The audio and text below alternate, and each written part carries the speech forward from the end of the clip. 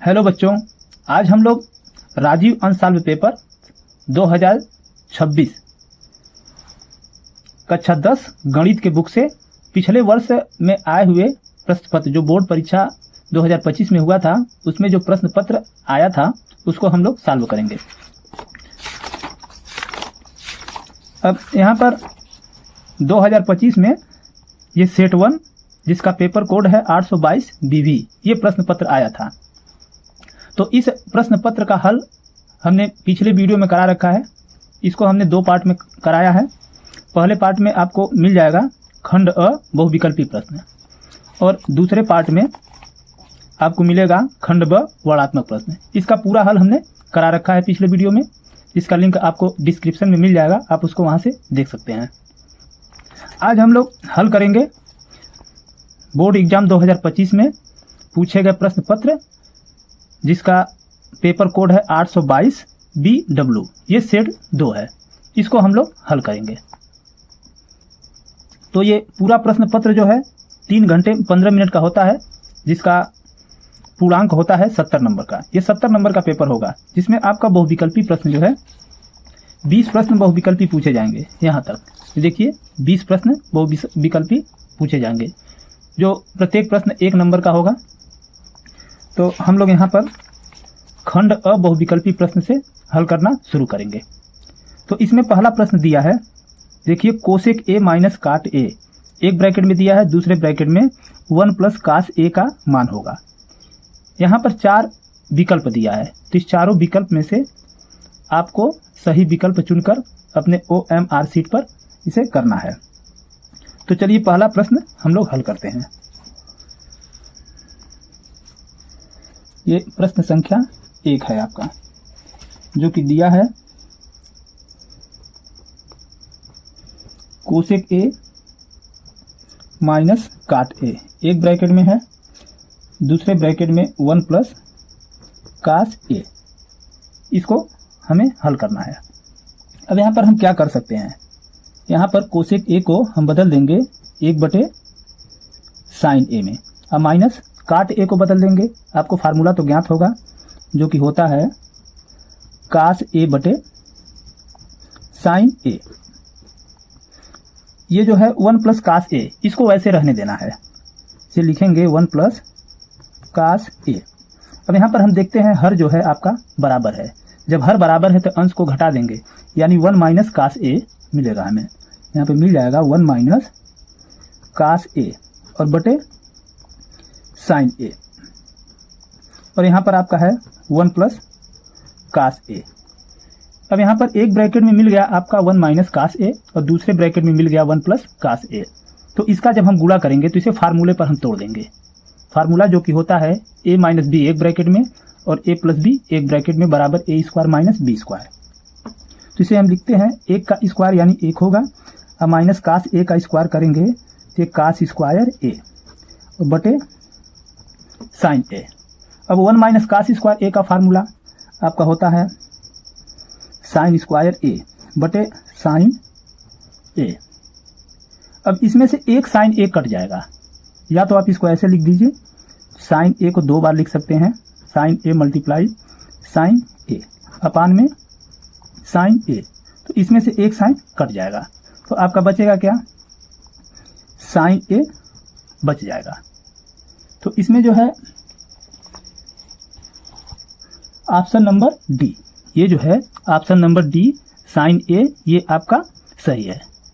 लेकिन बोर्ड परीक्षा में आपको विशेष ध्यान देना है कि बहुविकल्पी प्रश्न में इतना अधिक समय नहीं लगाना है। कोशिश करना है कि कम से कम समय में आप उसको हल कर लें। तो हम लोग प्रश्न संख्या 2 पर आ जाते हैं।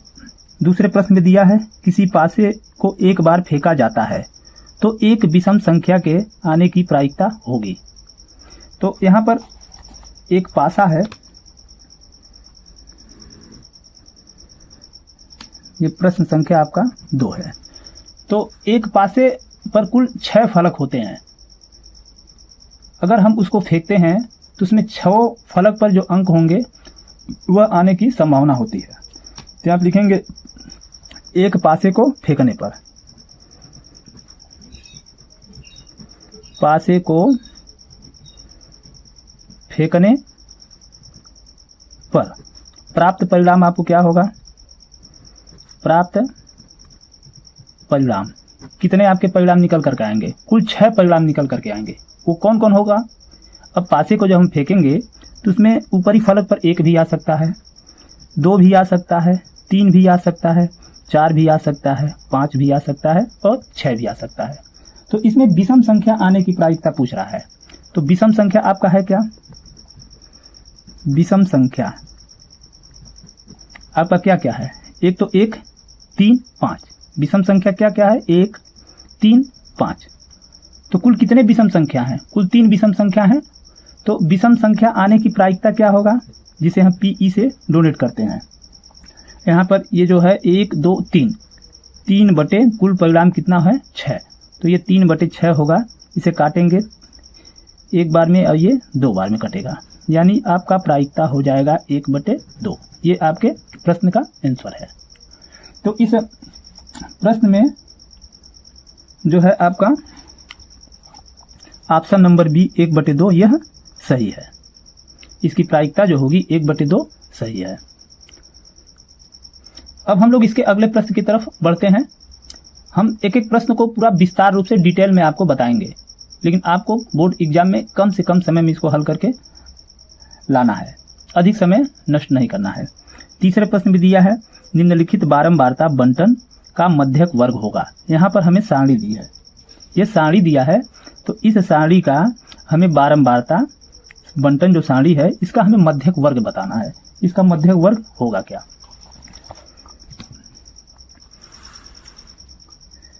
ये आपका प्रश्न संख्या 3 है। तो हम पहले सारणी को बना लेते हैं। यहाँ पर है आपका वर्ग अंतराल और यहाँ है आपका बारंबारता है, ये आपका बारंबारता है, और एक कॉलम हम और बनाएंगे संचयी बारंबारता, संचयी बारंबारता, जिसे हम CF लिखते हैं और बारंबारता को F लिखते हैं। इस प्रकार आपकी सारणी होगी। अब इसमें आपका वर्ग अंतराल है 0 से 5, 5 से 10, 10 से 15, 15 से 20 और आपका है 20 से 25। ये आपकी सारणी है। यहां पर आपका बारंबारता दिया है 3, 2, 5, 4, 1। ये आपका बारंबारता है। तो हम संचयी बारंबारता निकालेंगे। संचयी बारंबारता कैसे निकालते हैं? पहले तो ये जो पहले वर्ग अंतराल की बारंबारता 3 में है, इसमें हम 0 को जोड़ेंगे, यानी 3 + 0, तो आपका क्या होगा? इसकी संचयी बारंबारता 3 होगा। फिर इस 3 में 2 को जोड़ेंगे, तो 3 में 2 को जोड़ेंगे 5, फिर 5 में 5 को जोड़ेंगे तो ये 10 हो जाएगा। 10 में 4 को जोड़ेंगे तो आपका 14 हो जाएगा। फिर हम 14 में 1 को जोड़ेंगे तो ये 15 हो जाएगा। इसमें कुल कितने इसके योग हो रहे हैं? n बराबर जो होगा आपका 15। यहाँ पर n बराबर क्या है? आपका 15 है। तो हम n बटे 2 निकालेंगे। n बटे 2 जब निकालेंगे तो 15 बटे 2 होगा। अब 15 में जब 2 का भाग देंगे तो ये आपका 7.5 आ जाएगा। अब हमें ये देखना है कि ये 7/7.5 किसके करीब में है। तो इस 7.5 से अधिक और 7.5 के करीब में कौन सी संचयी बारंबारता है? तो यहाँ पर आप देखेंगे 7.5 के करीब में क्या है? इससे अधिक, और इसके करीब क्या है आपका? ये 10 है। ये संचयी बारंबारता आपका 10 है। तो ये जो है यहाँ पर इसका वर्ग अंतराल क्या हो जाएगा? 10 से 15। तो यहाँ पर मध्यक वर्ग क्या होगा आपका? मध्यक वर्ग जो होगा, मध्यक वर्ग आपका होगा 10 से 15। ये आपके प्रश्न का आंसर हो जाएगा। तो यहाँ पर प्रश्न संख्या 3 में आपका ऑप्शन नंबर ये सी जो है ये सही है, 10 से 15। ये आपके प्रश्न का उत्तर हो जाएगा। इसी प्रकार चौथे प्रश्न में दिया है, निम्नलिखित सारणी का बहुलक वर्ग होगा। हमें बहुलक वर्ग बताना है, लेकिन उससे पहले आप लोग एक बार वीडियो को लाइक कर लीजिए और चैनल को सब्सक्राइब कर लीजिए, ताकि हम लोग अधिक से अधिक वीडियो आप तक पहुंचाते रहें। अगर ये सेट आप लोग पूरा तैयार कर लें तो बोर्ड परीक्षा में अच्छे अंक प्राप्त होंगे। तो चौथे प्रश्न में हमें क्या बहुलक वर्ग बताना है। अब यहाँ पर देखिए जो सारणी दिया है, इस सारणी में ये ऊपर वर्ग अंतराल है 0 से 7, 7 से 14, 14 से 21, 21 से 28, 28 से 35, 35 से 42, और ये बारंबारता है आपका 1, 12, 3, 6, 2, 4। तो यहाँ पर देखिए सबसे अधिक बारंबारता आपका क्या है 12 है, तो इस 12 का वर्ग अंतराल कितना है 7 से 14। तो यहाँ पर बहुलक वर्ग आपका 7 से 14 हो जाएगा। इसमें ऑप्शन नंबर डी, ये 7 से 14 आपका सही है। तो इस प्रकार आपका चौथा प्रश्न भी हल हो गया। अब हम लोग पांचवें प्रश्न की तरफ बढ़ते हैं। यहाँ पर पांचवें प्रश्न में दिया है, एक बच्चे के पास एक ऐसा पासा है जिसके फलक पर निम्नलिखित अक्षर अंकित है। इसके फलक पर एक पर दिया है A B C D E फिर A।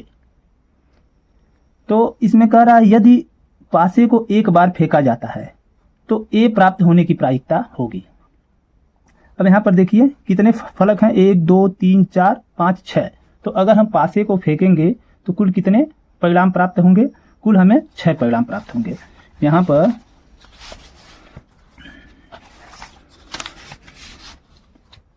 जब पासे को फेंकेंगे, ये आपका प्रश्न संख्या 5 है, तो पासे को फेंकने पर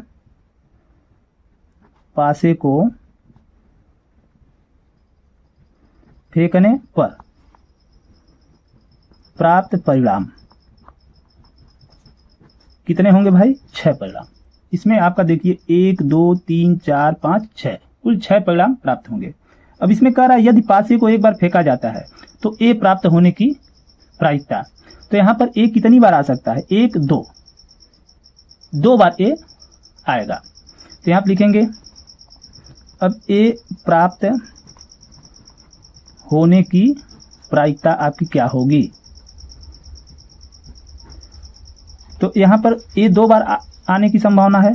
जब फेंकेंगे पासे को तो ए 2 बार आ जाएगा। तो ये 2 बटे कुल कितने परिणाम हैं 6 हैं, तो ये 2 बटे 6 होगा। तो काटेंगे 2 1 कम 2, 2 3 6, यानी क्या आ जाएगा आपका 1 बटे 3। इसमें आपका 1 बटे 3 आएगा जो इस प्रश्न का आंसर है। तो यहाँ पर ऑप्शन नंबर बी, यहाँ पर 1 बटे 3 है, तो ये आपका सही होगा। अब हम इसके छठवें प्रश्न को देखते हैं। छठवें प्रश्न में दिया है काट थीटा बराबर 8 बटे 15, तो हमें साइन थीटा का मान ज्ञात करना है। प्रश्न संख्या 6 है, काट थीटा बराबर 8 बटे 15। तो यहाँ पर काट थीटा का फार्मूला आपको मालूम होगा। काट थीटा बराबर होता है आधार बटे लंब, यानी ये 8 बटे 15। तो यहाँ पर आपका आधार क्या हो गया, आधार हो गया आपका 8 और लंब क्या हो गया आपका 15। अब हमें कर्ण की आवश्यकता है, क्योंकि हमें यहाँ पर साइन थीटा का मान निकालना है। तो साइन थीटा में क्या आता है आपका लंब और कर्ण आता है, क्योंकि साइन थीटा बराबर लंब बटे कर्ण। तो लंब तो हमें पता है लेकिन कर्ण हमें नहीं पता है, तो कर्ण ज्ञात करना पड़ेगा पाइथागोरस प्रमेय से। तो यहाँ पर कर्ण आपका क्या होगा, कर्ण बराबर कर्णी में आप लिखेंगे आधार पर स्क्वायर प्लस लंब पर स्क्वायर। चलिए फार्मूले को हम लिख देते हैं, आधार पर स्क्वायर प्लस लंब पर स्क्वायर। तो यहाँ पर आपका आधार क्या है 8 है, 8 प्लस लंब 15। तो 8 का स्क्वायर आप करेंगे कितना होगा 64 होगा, और प्लस 15 का वर्ग करेंगे तो ये 225 होगा। अब 64 में 225 को हम जोड़ेंगे तो ये 5 और 4 9, 6 2 8 हो जाएगा, और ये 2 आपका यहाँ पर बचेगा तो ये 289 हो जाएगा। अब 289 का हम वर्गमूल निकालेंगे तो 289 का वर्गमूल आपका हो जाएगा 17। अब हमें ये कर्ण पता चल गया। जब कर्ण पता चल गया तो हम अब आसानी से साइन थीटा का मान निकाल सकते हैं। तो यहाँ पर आपका साइन थीटा बराबर होगा क्या, साइन थीटा बराबर आपका क्या होता है लंब बटे कर्ण। तो आपको लंब तो पता है, लंब कितना है 15 है और कर्ण कितना है 17, तो ये हो जाएगा आपका 15 बटे 17। तो ये आपके प्रश्न का आंसर हो गया। अब यहाँ पर हम देखते हैं ये ऑप्शन में क्या है आपका 15 बटे 17, ये ऑप्शन नंबर सी आपका सही होगा। अब यहाँ पर प्रश्न संख्या 7 में दिया है कोसेक 60 अंश का मान। बहुत ही आसान है, कोसेक 60 अंश का मान आपको याद होगा। साइन 60 अंश का मान आपका होता है कर्ण 3/2, तो कोसेक जो है साइन का उल्टा होता है, यानी कोसेक 60 अंश का मान 2/3 होगा, यानी ऑप्शन नंबर ए आपका सही है। आपका 7वां प्रश्न भी आसानी से हल हो गया। अब प्रश्न संख्या 8 को देखते हैं। इससे पहले मैं आप लोगों को फिर कहना चाहूँगा कि आप लोग वीडियो को एक बार लाइक कर दीजिए, जो लोग चैनल पर नए हैं वो उसको सब्सक्राइब कर लें। अब 8वें में क्या है, कोसेक स्क्वायर थीटा बटे सेक स्क्वायर थीटा का मान होगा।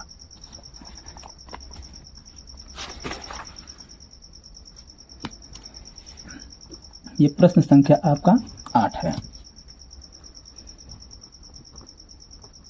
कोसेक स्क्वायर थीटा अब बटे में क्या है आपका सेक स्क्वायर थीटा। अब यहाँ पर कोसेक स्क्वायर थीटा को आप क्या लिख सकते हैं, कोसेक स्क्वायर थीटा को आप लिखेंगे 1/साइन स्क्वायर थीटा, और बटे सेक स्क्वायर थीटा को क्या लिखेंगे 1/कास स्क्वायर थीटा। अब यहाँ पर इसे हम थोड़ा चेंज करेंगे, ये 1/साइन स्क्वायर थीटा है आपका, इसे गुणे के रूप में करेंगे तो कास स्क्वायर थीटा आपका ऊपर चला जाएगा, यानी लिख सकते हैं कास स्क्वायर थीटा बटे 1। अब यहाँ पर 1 में कास स्क्वायर थीटा का गुणा होगा और फिर 1 में साइन स्क्वायर थीटा का गुणा होगा, तो आपका हो जाएगा कास स्क्वायर थीटा बटे साइन स्क्वायर थीटा। तो कास स्क्वायर थीटा बटे साइन स्क्वायर थीटा बराबर आपका होता है काट स्क्वायर थीटा। तो इस प्रश्न का उत्तर आपका क्या हो जाएगा, काट स्क्वायर थीटा, ये आंसर होगा। इस प्रश्न संख्या 8 में आपका यहाँ पर ऑप्शन नंबर डी, ये देखिए काट स्क्वायर थीटा, ये सही है। अब हम लोग प्रश्न संख्या 9 को हल करेंगे। इसमें दिया है यदि HCF 35 49 बराबर 7 तो LCM 35 49 होगा। इसका मतलब ये है कि दो संख्या है, 35 है एक और एक 49 है, दोनों का HCF जो है आपका 7 है, तो इन दोनों संख्याओं यानी 35 और 49 का हमें LCM निकालना है। यहाँ पर आपका प्रश्न संख्या 9 है। तो क्या है आपका HCF कितने का 35 49 बराबर कितना है 7 है। तो यहाँ पर LCM कितने का 35 49 का क्या होगा, LCM बराबर फार्मूला आपका होता है पहली संख्या गुणे दूसरी संख्या अब बटे HCF। तो पहली संख्या आपका क्या है 35 गुणे दूसरी संख्या 49, अब बटे में HCF कितना है आपका 7 है, तो बटे में होगा 7। इसे काटेंगे 7 बचे 35 काट दीजिए, और ये 5 9 45 को 5 5 चौक 20 अब 20 और 4 24, तो इसका LCM क्या हो जाएगा आपका 245। तो इस प्रश्न संख्या 9 में आपका ये ऑप्शन नंबर सी, यहाँ पे सी है 245, ये आपका सही है।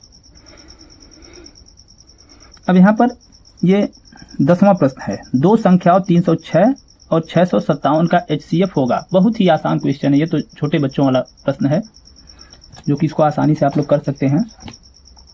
यहाँ पर ये प्रश्न संख्या आपका 10 है। संख्या आपका कितना है 306 है, एक क्या है 306 है और एक 657 है। तो इसका हमें क्या निकालना है HCF। तो क्या कहते हैं हम यहाँ पर ये 306 का भाग देंगे 657 में, तो ये कितनी बार जाएगा आपका 2 बार जाएगा, 2 छक्के 12 और 2 तियां 6 होगा, 7 में से 2 निकलेगा तो 5, 5 में से 1 निकलेगा तो ये आपका 4, और फिर ये 45 हो गया। 45 का भाग हम देंगे 306 में, कितनी बार आपका जाएगा 6 बार में, 6 पच्चे 30 और 6 चौक 24, 24 3 27, 270 हो गया। यहाँ 6 बच गया आपका, 10 में से 7 निकलेगा 3 और ये आपका कट जाएगा। अब 36 बचा, 36 का भाग हम देंगे 45 में, तो ये कितनी बार जाएगा आपका 1 बार में।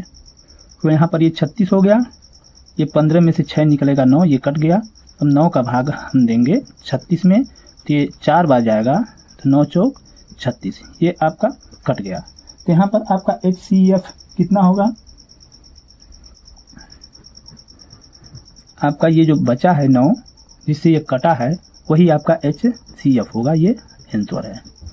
तो यहाँ पर ये प्रश्न संख्या 10 में आपका ये ऑप्शन नंबर बी, ये जो बी है ये यहाँ पे HCF 9 है, ये सही होगा। इसी प्रकार 11वां सवाल है, दो संख्याओं के LCM एवं HCF क्रमशः 168 तथा 6 है। यदि एक संख्या 24 है तो दूसरी संख्या होगी। जिस तरीके से हम यहाँ पर क्वेश्चन 9 को हल किए हैं उसी तरीके से ये आपका प्रश्न संख्या 11 है। तो यहाँ पर हमें दूसरी संख्या ज्ञात करना है। पहली संख्या क्या दिया है, 24 है और उसका LCM 168 और HCF है 6। LCM 168 और HCF आपका 6 है। पहली संख्या क्या है, पहली संख्या आपका 24 है, तो दूसरी संख्या हमें निकालना है। दूसरी संख्या बराबर आपका क्या होता है, LCM गुणे HCF यानी 168 गुणे आपका HCF 6 अब बटे में पहली संख्या कितना है 24 है, बटे 24, 6 से काटेंगे 6 चौक 24 और ये 4 चौक का 16, 4 दूना 8, तो दूसरी संख्या आपका कितना हो जाएगा 42, ये आपका आंसर हो गया। तो इस प्रकार प्रश्न संख्या 11 में आपका ऑप्शन नंबर बी 42 सही है। अब हम 12वें पे आते हैं। बिंदुओं ए, एक बिंदु ए है जिसका निर्देशांक ए बी है और एक बी है जिसका निर्देशांक 2a 2b है के बीच की दूरी होगी। तो यहाँ पर हमें दूरी सूत्र का प्रयोग करना है जो निर्देशांक ज्यामिति का प्रश्न है।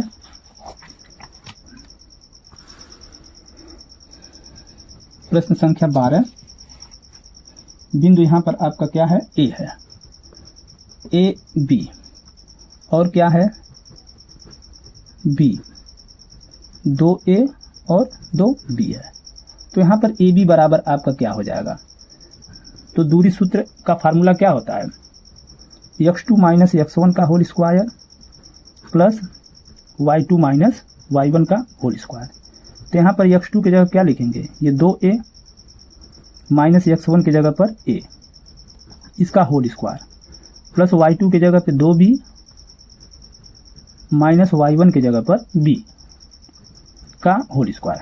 अब 2a में से a को घटाएंगे तो a बचेगा और a का स्क्वायर करेंगे तो ये a स्क्वायर होगा, प्लस 2b में से हम b को घटाएंगे तो हमारा b बचेगा और b का स्क्वायर करेंगे तो ये b स्क्वायर हो जाएगा।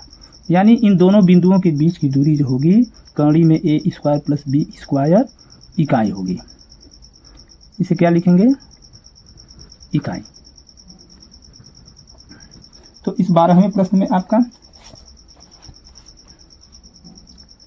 ऑप्शन नंबर ए जो है ए स्क्वायर कर्ण में a square plus b square ये सही है।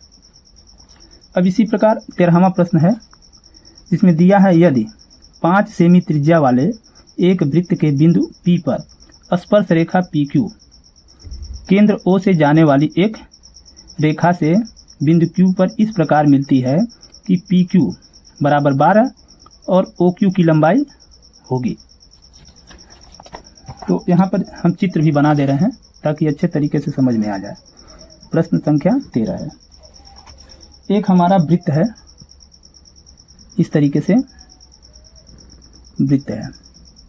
इस वृत्त पर एक बिंदु है, यहाँ पर हम मान लेते हैं ये P है और इस वृत्त का केंद्र क्या है O है। तो यहाँ से एक स्पर्श रेखा है, इस तरीके से स्पर्श रेखा है, ये PQ स्पर्श रेखा है।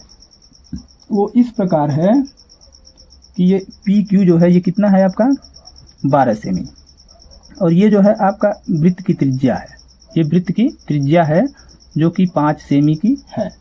तो हमें निकालना क्या है, ये OQ की लंबाई ज्ञात करना है। तो यहाँ पर ये OP वृत्त की त्रिज्या है और PQ स्पर्श रेखा है, तो इसलिए ये क्या होगा, OP जो होगा PQ पर ये लंब होगा यानी 90 डिग्री का कोण बनेगा। तो इसलिए OPQ ये जो त्रिभुज है यह समकोण त्रिभुज है। अब यहाँ पर ये एक भुजा PQ हमें दिया है, OP भी दिया है, ये तीसरी भुजा ये कर्ण है, इसको हमें ज्ञात करना है। तो यहाँ पर आपका क्या हो जाएगा, फार्मूला लगाएंगे पाइथागोरस प्रमेय का। कर्ण बराबर कर्ण में आधार पर वर्ग प्लस लंब पर वर्ग। तो कर्ण आपका क्या है, ओ क्यू है, बराबर आधार कितना लिखेंगे हम, ये पी क्यू यानी 12 का वर्ग। हम इसके जगह पर ओपी भी लिख सकते हैं, कोई समस्या नहीं होगी आपको। तो 12 का ये वर्ग हो गया, आप प्लस लंब के जगह पर ये 5 का वर्ग। तो 12 का वर्ग आपका क्या होगा, 144, 5 का वर्ग 25। अब इसको हम जोड़ देंगे तो 5 4 9, 4 2 6, 169 होगा। अब 169 का हम वर्गमूल निकालेंगे जो कि 13 सेमी। ये आपका आंसर हो गया, यानी ये ओ क्यू की लंबाई आपकी क्या होगी, 13 सेमी। तो यहाँ पर आपका प्रश्न संख्या 13 में आपका ऑप्शन नंबर बी, ये जो बी है 13 सेमी, यह सही है। अब प्रश्न संख्या 14 पर आते हैं। इसमें दिया है यदि त्रिभुज ए बी सी तथा त्रिभुज डी ई एफ में कोण बी बराबर कोण ई, तो वे त्रिभुज समरूप होंगे यदि। यहाँ पर 4 ऑप्शन है, इसमें से कौन सा सही है इसको टिक लगाना है। यह जो है त्रिभुज चैप्टर से है, जो समरूप त्रिभुज है। आपका ये प्रश्न संख्या 14 है। यहाँ पर 2 त्रिभुज है इस तरीके से, एक मान लेते हैं ए, ये बी और ये सी है, और एक त्रिभुज और है, इसे हम क्या रखते हैं डी ई एफ। तो ये दोनों त्रिभुज में ये जो कोण बी है कोण ई के बराबर है, ये दोनों कोण आपस में बराबर हैं। तो अगर ये त्रिभुज समरूप हों तो उसके लिए क्या हो सकता है। अब यहाँ पर उसके लिए आपका होगा, ये देखिए ये ए बी बटे, ये जो ए बी है ए बी बटे डी ई होगा, डी ई होगा, बराबर ये बी सी बटे ई एफ होगा, बी सी बटे ई एफ होगा। तो इन साइड में दोनों भुजाओं का अनुपात बराबर होगा और इसके बीच का कोण बराबर होगा, तब ये दोनों त्रिभुज समरूप होंगे। तो इसको समरूप होने के लिए क्या होना चाहिए, हमारा ए बी बटे डी ई होना चाहिए, बराबर बी सी बटे ई एफ होना चाहिए। तो ये आपके प्रश्न का आंसर हो जाएगा। अब हमें ये देखना है कि इसमें कौन सा ऑप्शन आपका सही है। अब ये प्रश्न संख्या 14 में आपका यहाँ देखिए ए बी बटे डी ई बराबर बी सी बटे ई एफ, ये ऑप्शन नंबर बी आपका सही होगा। अगर ऐसा है और इसके बीच का कोण बी जो है ई के बराबर है तो ये दोनों त्रिभुज आपस में क्या होंगे, समरूप होंगे। तो इसमें ऑप्शन नंबर बी आपका सही है। अब हम इसके प्रश्न संख्या 15 को हल करेंगे। इसमें दिया है 7 सेमी त्रिज्या वाले एक वृत्त के एक त्रिज्य खंड का कोण 90 अंश है, तो त्रिज्य खंड का क्षेत्रफल होगा। हमें त्रिज्य खंड का क्षेत्रफल निकालना है। ये प्रश्न संख्या 15 है। आकृति को भी हम बना लेते हैं। यहाँ पर इस प्रकार ये वृत्त का केंद्र है और ये ए बी, जिसमें ये ओ ए और ओ बी ये वृत्त की क्या हो गई, त्रिज्या हो गई 7 सेमी, और ये केंद्र पर कोण कितने अंश का बना रहे हैं, 90 अंश का। तो हमें इस त्रिज्य खंड का क्षेत्रफल निकालना है। ये जो क्षेत्रफल है इसी को हमें ज्ञात करना है। तो यहाँ पर r बराबर क्या है आपका 7 सेमी और ये केंद्रीय कोण थीटा बराबर 90 अंश। तो त्रिज्य खंड का क्षेत्रफल, त्रिज्य खंड का क्षेत्रफल आपका फार्मूला क्या होता है, थीटा बटे 360 पाई आर स्क्वायर। तो यहाँ पर थीटा की जगह पर आप क्या लिखेंगे 90 अब बटे 360, पाई की जगह पर 22 बटे 7 और गुणे आर स्क्वायर की जगह पर हम क्या 2 बार लिखेंगे क्योंकि आर बराबर हमारा 7 है तो स्क्वायर है, तो ये 7 गुणे 7 होगा। अब यहाँ ये 7 से 7 ये कट गया और ये 9 चौक 36 4 बार में कटा। अब यहाँ पर ये 2 दूना 4 और 2 11 में 22, तो आपका बचा क्या, 11 सत्ते 77 बटे में 2। अब 77 में 2 का भाग देंगे तो 2 तियाँ 6, एक बचा, और ये 2 बटे 16 हो गया। फिर यहाँ पर क्या बच गया, 1 बच गया, फिर दशमलव, ये 2 बचे 10, यानी क्या हो जाएगा आपका 38.5 सेमी स्क्वायर। ये इस त्रिज्यखंड का क्षेत्रफल हो जाएगा। तो इसमें प्रश्न संख्या 15 में आपका ये option number C 38.5 cm square ये सही है। अब प्रश्न संख्या 16 पर आते हैं। इसमें दिया है एक खिलौना 4 सेमी त्रिज्या वाले एक शंकु के आधार का है जो उसी त्रिज्या वाले एक अर्धगोले पर अध्यारोपित है। यदि शंकु की तिर्यक ऊंचाई 12 सेमी है तो खिलौने का संपूर्ण पृष्ठीय क्षेत्रफल होगा। हमें पृष्ठीय क्षेत्रफल ज्ञात करना है। ये आपका प्रश्न संख्या 16 है। अब यहाँ पर एक खिलौना है, हम इसको बनाते हैं। ये शंक्वाकार है, ये खिलौना इस तरीके से है। यह एक अर्धगोला, ये जो है खिलौना जो है अर्धगोला पर इस तरीके से रखा गया है, जबकि दोनों की त्रिज्या आपस में समान है। इसकी त्रिज्या क्या है, इसकी त्रिज्या जो है 4 सेमी, और यहाँ पर ये शंकु की तिर्यक ऊंचाई कितना है, ये 12 सेमी, ये तिर्यक ऊंचाई है। तो हमें निकालना क्या है, इस खिलौने का संपूर्ण पृष्ठीय क्षेत्रफल। तो यहाँ पर यल बराबर क्या दिया है आपका 12 सेमी, आर बराबर कितना है 4 सेमी। तो खिलौने का संपूर्ण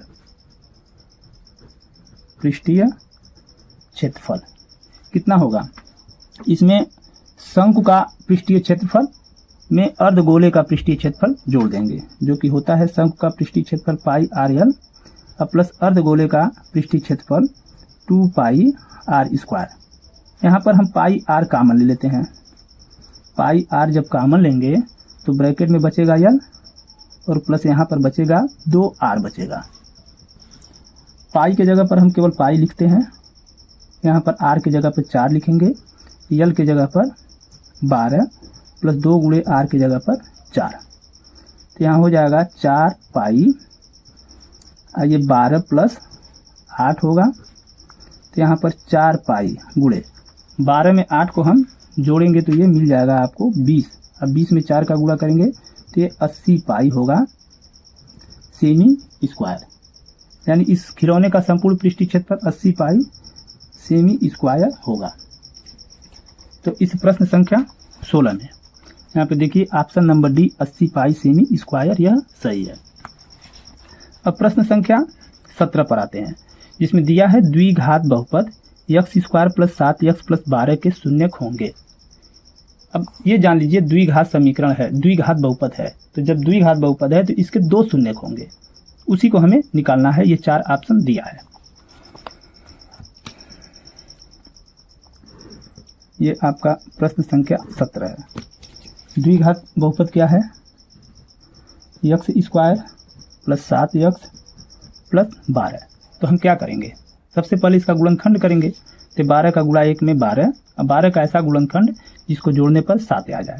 तो हो जाएगा आपका x स्क्वायर प्लस 3 प्लस 4, 3 में 4 जोड़ेंगे 7 के बराबर, और 3 चौक 12 होगा। बाहर x प्लस 12 गुणनखंड करने तो आपको आता होगा, इसमें विशेष बताने की ज़रूरत नहीं है। तो ये x स्क्वायर प्लस 3 का गुणा x में 3x प्लस 4x, और प्लस में क्या है 12 है।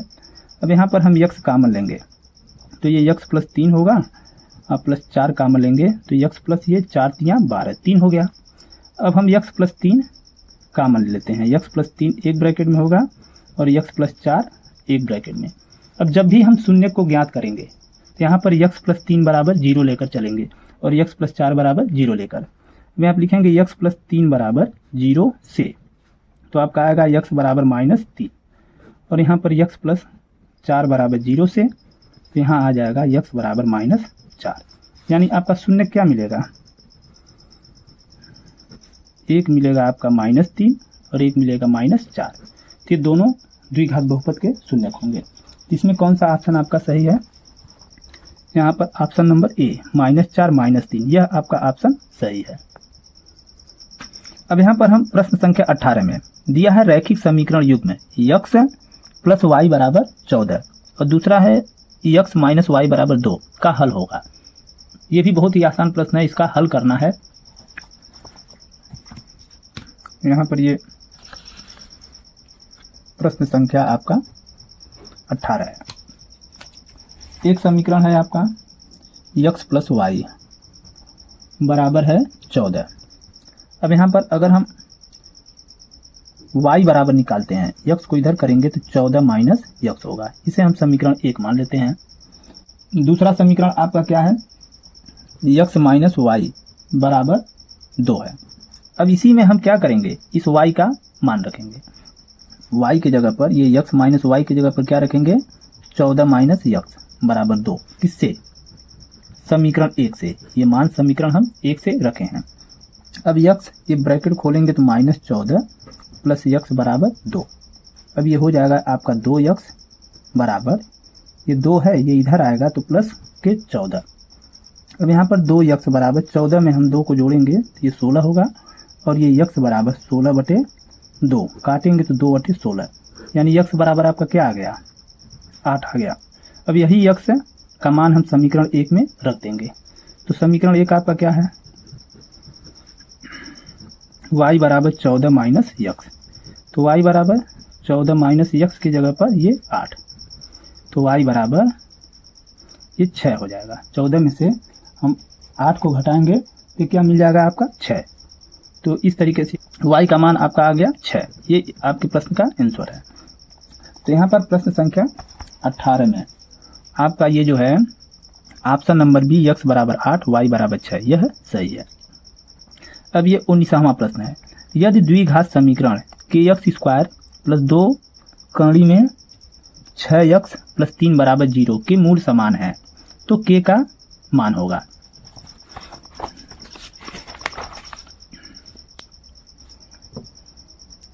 ये आपका प्रश्न संख्या 19।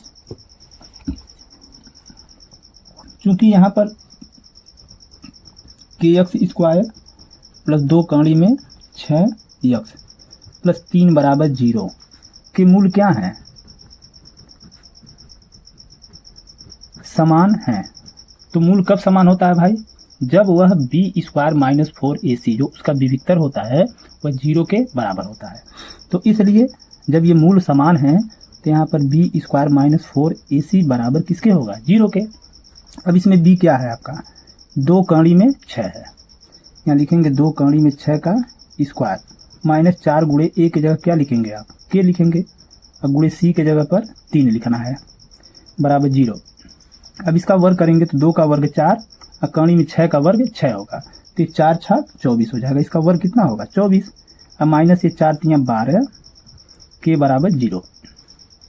अब इसे पाछांतर करेंगे तो -12 k बराबर ये -24 और ये k बराबर माइनस हट जाएगा 24/12, 12 दूना 24, यानी k बराबर कितना आएगा? 2।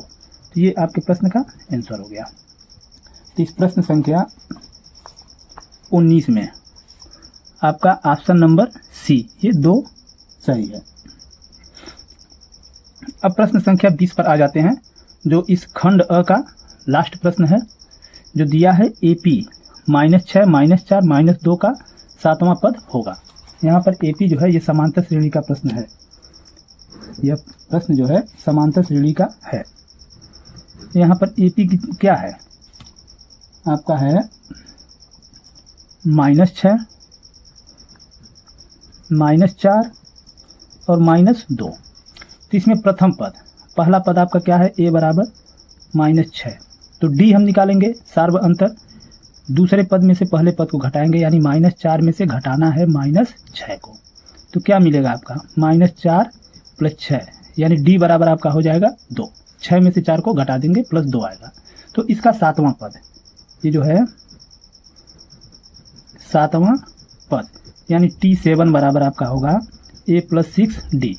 तो a की जगह क्या लिखेंगे? -6 अब प्लस 6 गुणे डी के जगह क्या लिखना है आपको 2। अब यहाँ पर -6 प्लस 6 दूना 12, -6 हो गया प्लस 12, इसको घटाएंगे तो बराबर 6 होगा। ये आपका आंसर हो गया। तो इस प्रश्न में ये जो 20वां है इसका ऑप्शन नंबर डी आपका सही है। तो इस प्रकार खंड अ के आपके 20 प्रश्न समाप्त हो गए। अब हम लोग आ गए खंड ब वर्णात्मक प्रश्न पर। तो इस खंड ब को हम आपको अगली वीडियो में इसका सलूशन बताएंगे।